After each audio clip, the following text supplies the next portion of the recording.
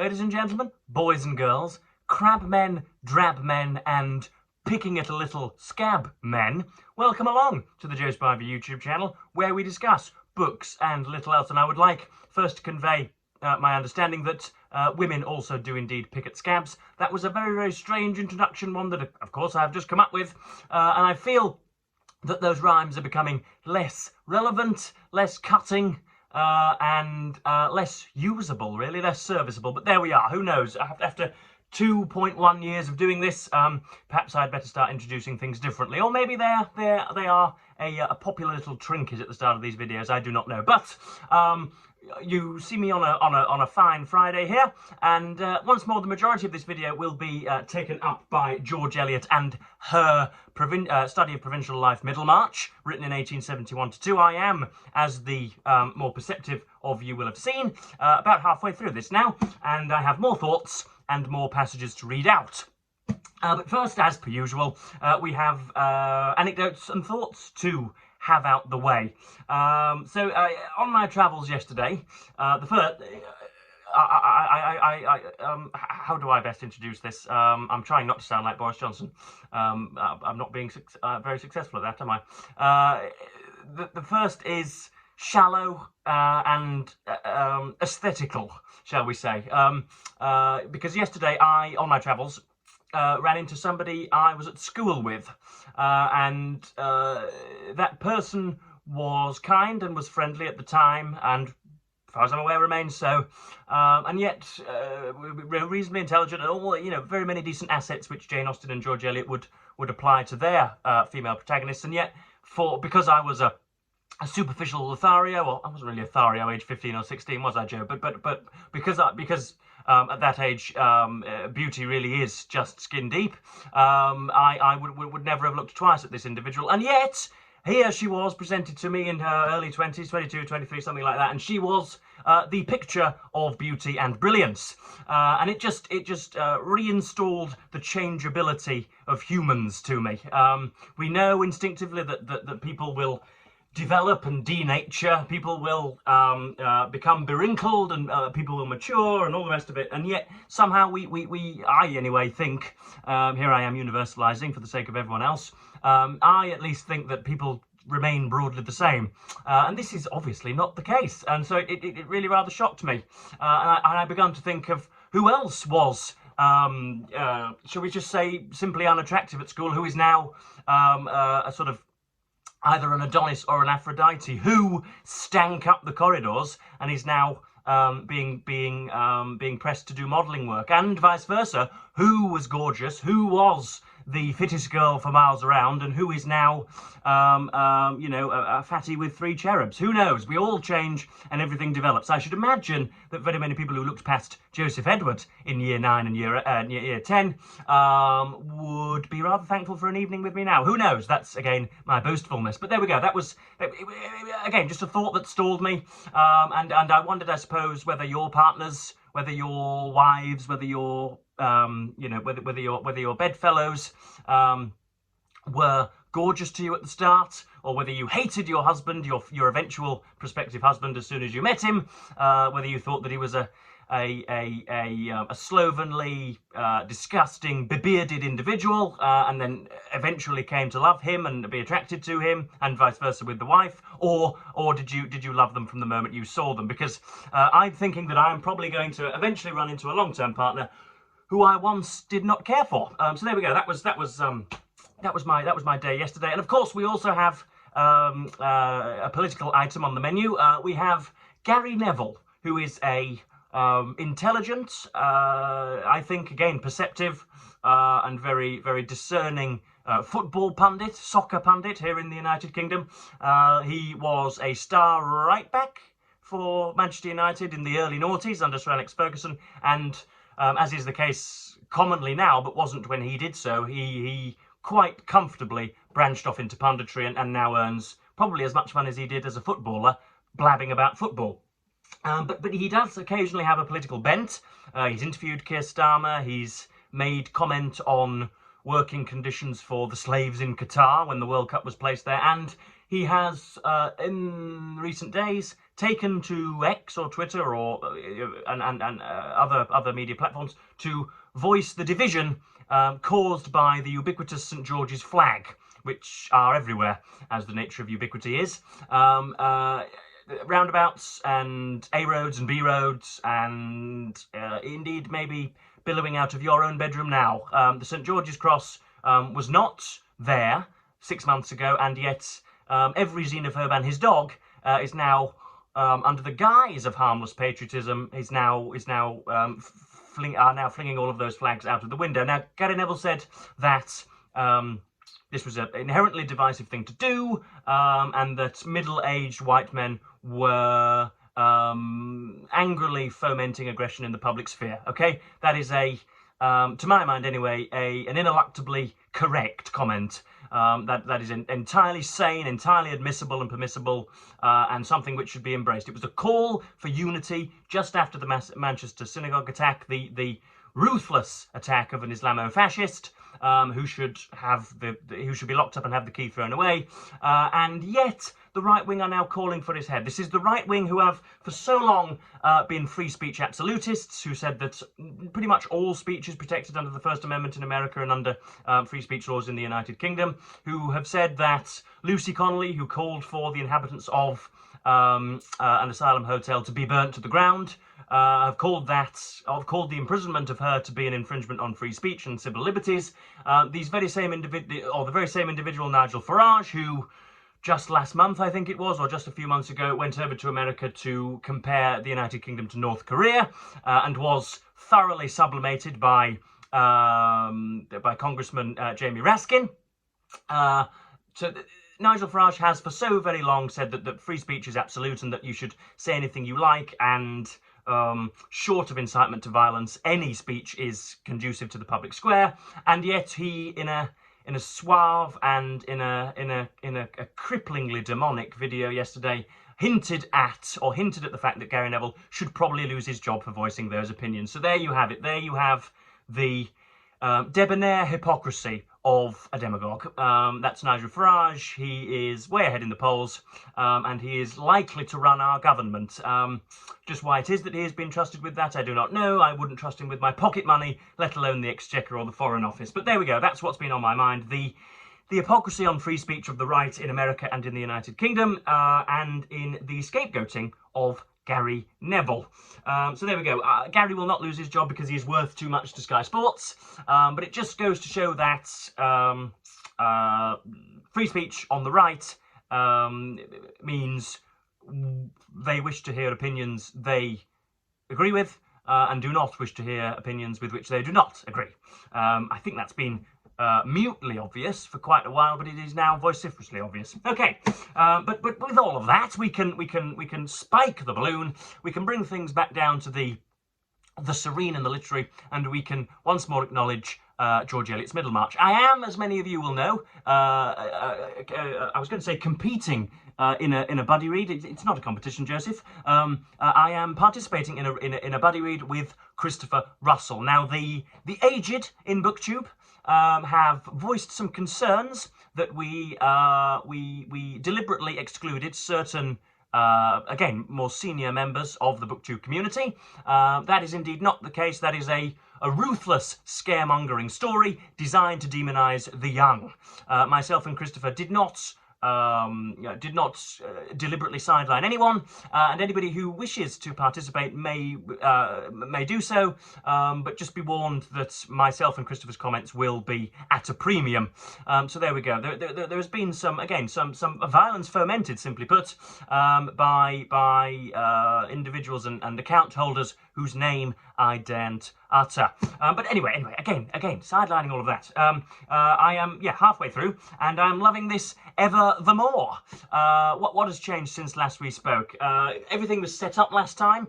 The pretty, but not necessarily charming, the prepossessing Dorothea Brooke, with her high ideals and her sacrificial nature, took the hand of Mr. Sorbonne, the milquetoast, dry, dull, book-reading intellectual. And there were very many fateful remarks made by those around her, saying that this was not the best match, and slowly throughout the course of the next 250 pages, that has been revealed to be foresight.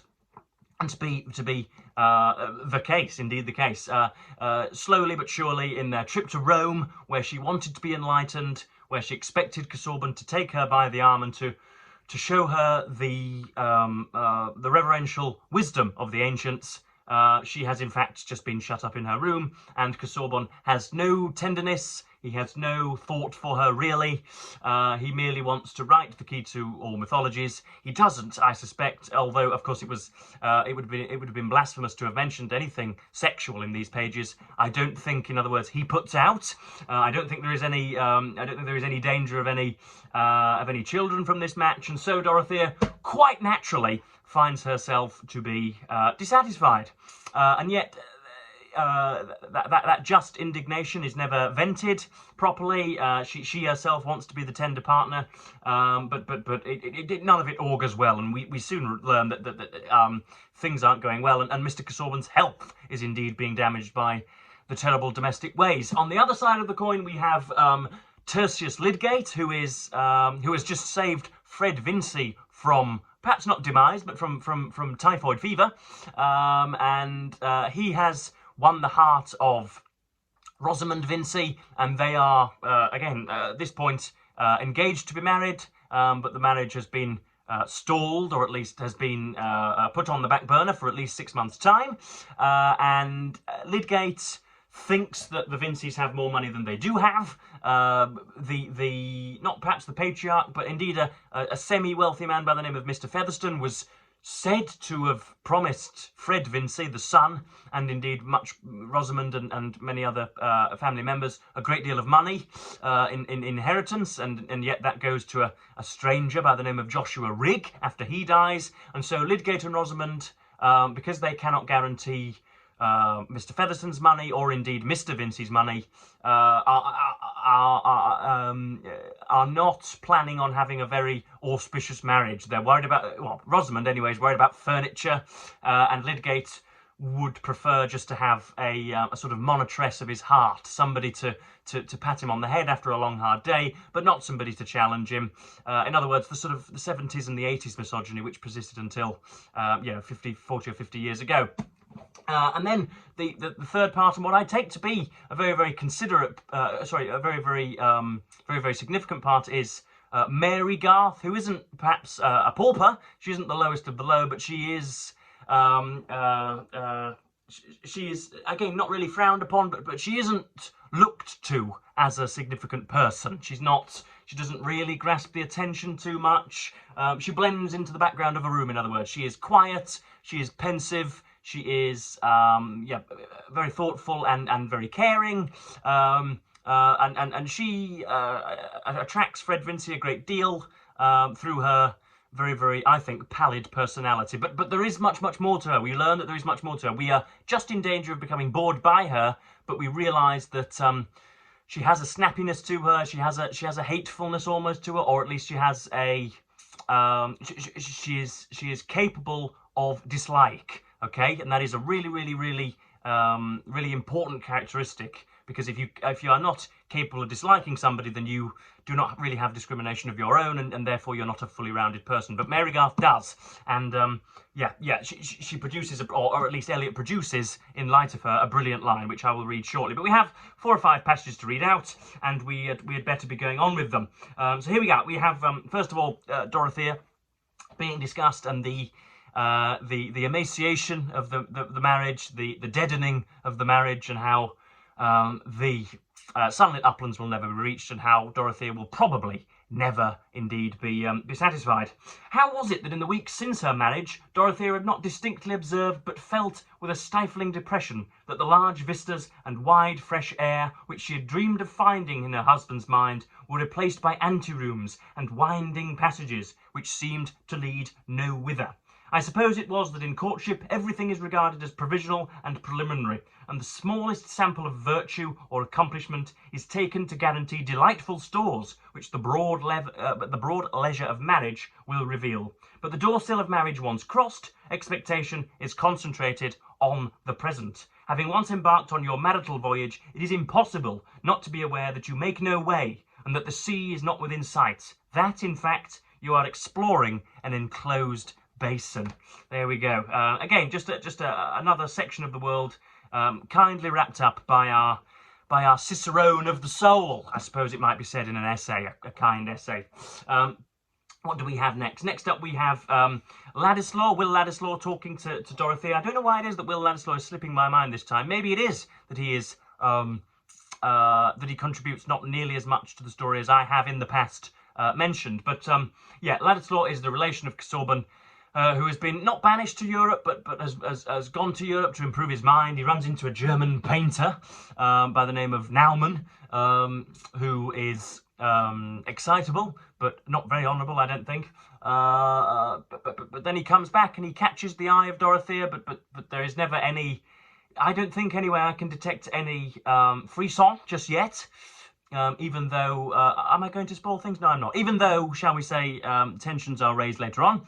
But he is the first, I think, to properly see Dorothea for who she is. He is the first to point out that she aims towards martyrdom and piety, and he realises that she is actually not out for herself, and that her sacrificial ends cannot even be met in her marriage to Casaubon. So here we go. This is a speech made by Ladislaw to Dorothea. The best piety is to enjoy when you can. You are doing the most then to save the earth's character as an agreeable planet, and enjoyment radiates. It is of no use to try and take care of all the world. That is being taken care of when you feel delight in art or anything else. Would you turn all the youth of the world into a tragic chaos, wailing and moralising over misery? And here it goes. I suspect that you have some false belief in the virtues of misery and want to make your life a martyrdom. Now that is exactly what Dorothea, exactly what Ladislaw should suspect. I suspect that you have some false belief in the virtues of misery. She does. She thinks that to put your nose to the grindstone and to serve somebody else is, on its own, in and of itself, the best way to live. Now it is undoubtedly a compartment. It's definitely an aspect of a decent life well lived, but it cannot provide happiness on its own, in isolation. You must also take pride in yourself. You must also have a slight immodesty. You must also want to get on your own in the world. You must also want to be regarded as a decent person yourself. You cannot hang your hat on simply caring for others and nothing else, especially if those individuals such as Casaubon and Mr. Brooke do not take particularly kindly to your own kindness. There we go. I think that's a very, very significant bit from Mr. Ladislaw. Next up we have, quite often in here, George Eliot will simply not lay down her pen, because that way you cannot write, but she will give herself, as we've said on this channel before, elbow room to expatiate wildly on the scene of man, as Alexander Pope would have it. I think I'm paraphrasing the poem there, but you know what I mean. She universalizes and again, just what I called in an essay, she utters out the inly echoed tone. In other words, thoughts which we have always held dear, but which we have not really shared with other people. She presents them beautifully, and here we go. It's a bit rabbity and a bit chattery, but I stand as a testament to your resilience, and so hopefully you'll be resilient here. An eminent philosopher among my friends, who can dignify even your ugly furniture by lifting it into the serene light of science, has shown me this pregnant little fact. Your pier glass, or extensive surface of polished steel, made to be rubbed by a housemate, will be minutely and multitudinously scratched in all directions, but place now against it a lighted candle as a centre of illumination, and lo! The scratches will seem to arrange themselves in a fine series of concentric circles round that little sun. It is demonstrable that the scratches are going everywhere impartially, and it is only your candle which produces the flattering illusion of a concentric arrangement, its light falling with an exclusive optical selection. These things are a parable. The scratches are events, and the candle is the egoism of any person now absent, of Miss Vincey, for example. Rosamond had a providence of her own, who had kindly made her more charming than other girls, and who seemed to have arranged Fred's illness and Mr. Wrench's mistake in order to bring her and Lydgate within effective proximity. So there you go. That's a metaphor for how we perceive the world and how we see all sorts of direction in it, how we see divine will in it, how we read into the mad and inscrutable complexity of of human existence some sort of tale, when in fact it is just evolution looking to replicate, and we must just hang on for the ride and read nothing into it. I know that's a bold, brazen, and potentially emotionless way of looking at the world, but I think a resonant one. What should we look at here? So this is Mr. Casaubon and Dorothea again, and here George Eliot is discussing the difference in respective partners' preparedness to please. So you have a woman in a marriage whose job at this time anyway, whose function in perhaps in Southern America as well, is to please the husband, to raise the children, and to do everything he says, essentially to be barefoot in the kitchen and to make no demands on his character, whereas it is the man's expectation to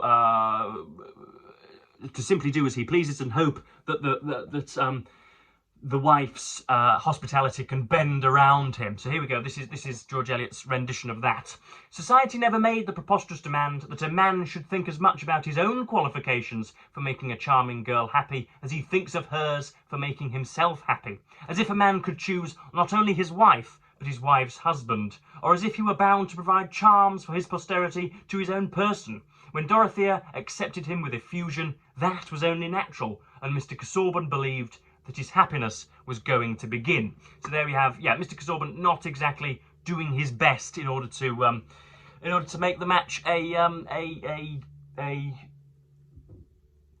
satisfactory one. And then last but not least, we have, what do we have here? We have Mary Garth here, coming out with, or at least George Eliot coming out with, in reference to Mary Garth, I think one of the most significant sentences in all of the book. So you have Mr. Featherstone, the ailing and dying individual, on his deathbed, and Mary Garth is his housemaid, almost, is his live-in house help, and she knows, first of all, she is about, anyway, just to decline any inheritance on Fred's part. She single-handedly sees to it that Fred is tens of thousands of pounds worse off than he should be, but revealed here is the, what should we call it, the excusable malice of a small individual, of somebody who bears no real ill will to anybody, or at least does not let that ill will become public knowledge, who will never elbow anybody in the face, who will never do wrong by anybody's side, who will never be immoral outwardly, but who nonetheless has a mini malice within them, shall we say. And I found this so damn relatable, BookTube.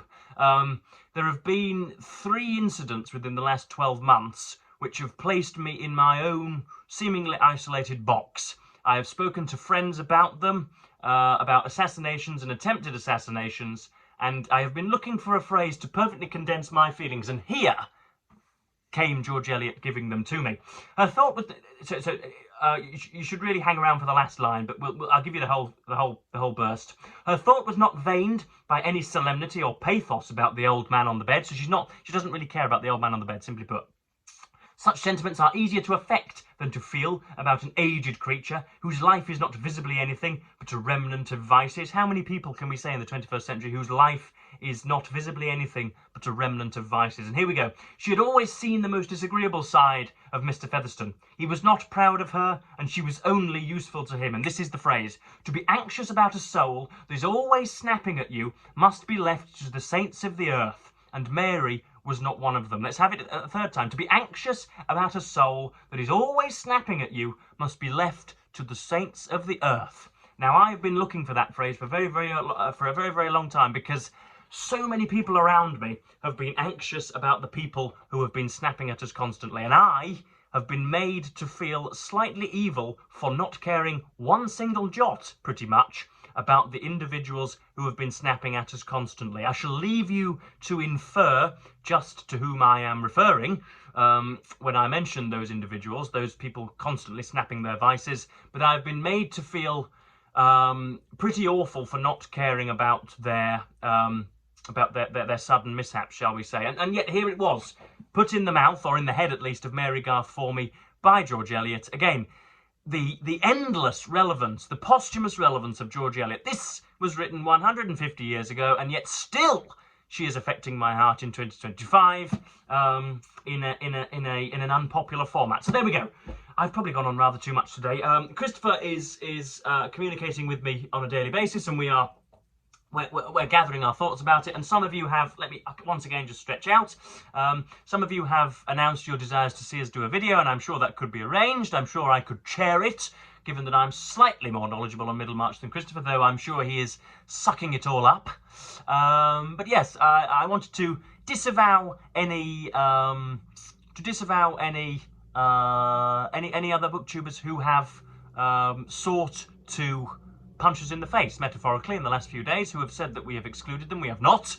And anybody who said so is, by definition, lying to you. But anyway, I have done far too much yapping, and I shall probably go and read for another hour. But I will, as per usual, thank you ever so much for watching BookTube, and I shall hope at least to provoke comment down below. Yeah, I will thank you ever so much for watching, and of course bid you, as ever, the fondest of all earthly farewells.